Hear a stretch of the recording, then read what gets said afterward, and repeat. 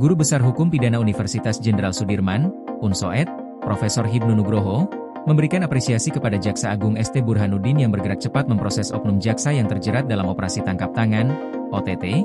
KPK. Profesor Hibnu menilai langkah Kejaksaan Agung sangat tepat dan tegas dalam menanggapi kasus ini.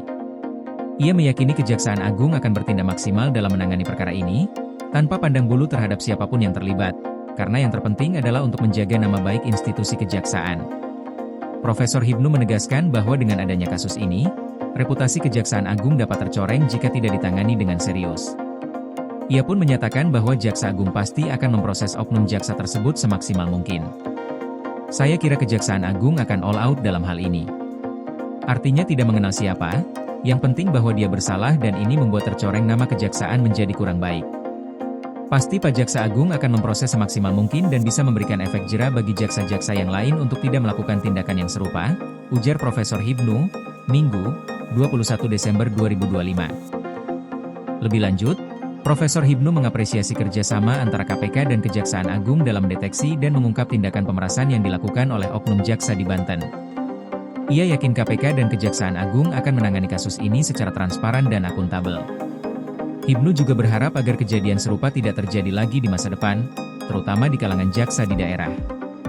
Peringatan bagi jaksa-jaksa yang lain untuk tidak menyalahgunakan itu karena ini menyangkut jiwa integritas. Integritas seorang penegak hukum untuk tahan godaan, godaan uang, godaan peraturan, godaan eksternal, ini sangat tinggi sekali.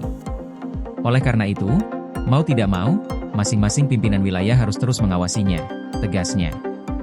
Dalam hal ini, Profesor Hibnu menyoroti pentingnya pengawasan terhadap integritas aparat penegak hukum, khususnya jaksa.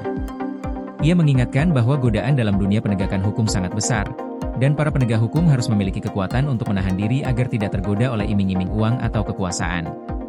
Karena itu, pengawasan yang ketat dari atasan atau pimpinan wilayah sangat diperlukan untuk mencegah terjadinya tindakan penyalahgunaan kewenangan.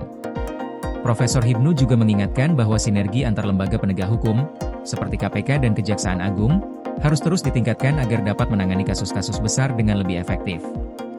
Ia berharap bahwa lembaga-lembaga ini dapat saling berkoordinasi lebih baik lagi, khususnya dalam penanganan kasus korupsi. Ini catatan saya, perlu ada sinergi antar kepolisian, kejaksaan. Goalnya sama, kok, pengungkapan tindakan pemidanaan korupsi, ujarnya. Selain itu, Hibnu juga mengapresiasi respons cepat Kejaksaan Agung yang telah memberhentikan sementara 3 oknum jaksa yang terlibat dalam kasus pemerasan terhadap warga negara Korea Selatan di Banten. Tindakan pemberhentian sementara ini, menurutnya, merupakan langkah tegas yang dapat memberikan pesan kepada jaksa lainnya agar tidak terlibat dalam tindakan yang serupa. Langkah cepat respon kejaksaan, karena bagaimana itu juga pembelajaran jaksa-jaksa yang mungkin ingin main-main. Itu jadi penindakan, punya aspek pencegahan kepada jaksa-jaksa lain, kata Hibnu. Hibnu menilai bahwa tindakan tegas ini sangat penting karena Kejaksaan Agung tidak tebang pilih dalam memberantas korupsi. Menurutnya, tindakan tegas yang tidak pilih kasih terhadap oknum-oknum yang terlibat dalam tindak pidana sangatlah penting untuk menunjukkan komitmen institusi dalam menjaga integritasnya.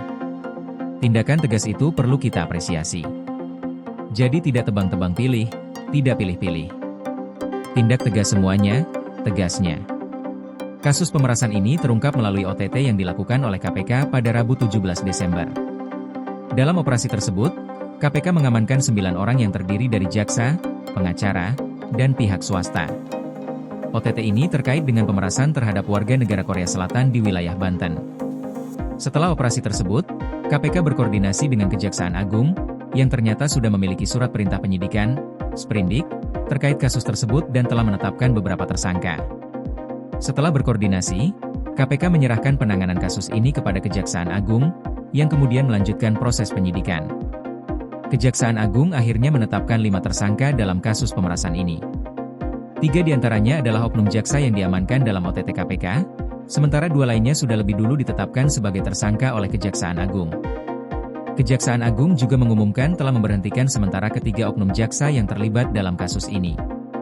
Ketiga jaksa tersebut adalah Kasipidum Kejari Kabupaten Tangerang Herdian Maldak Sastria, Jaksa Penuntut Umum Kejati Banten Rivaldo Valini, dan Kasubag Daskrimti Kejati Banten, Redi Zulkarnaen. Kejaksaan Agung menegaskan bahwa pemberhentian sementara ini berlaku mulai Jumat 19 Desember dan gaji mereka juga dihentikan selama status mereka masih sebagai tersangka. Koordinasi PLN dengan TNGL jelang Hari Kesaktian Pancasila. Listrik terbangun, alam tetap lestari. Panen perdana garam Aceh. PLN hadirkan energi untuk UMKM di momen menyambut Hari Kesaktian Pancasila.